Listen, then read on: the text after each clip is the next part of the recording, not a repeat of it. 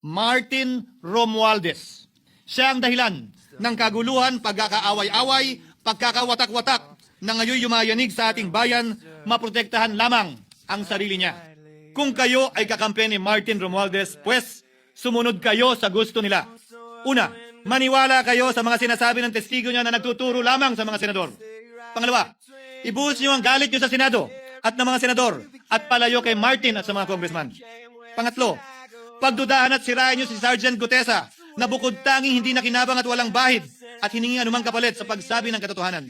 Pangapat, huwag niyong payagang mabanggit man lang ang pangalan ni Martin Romualdez.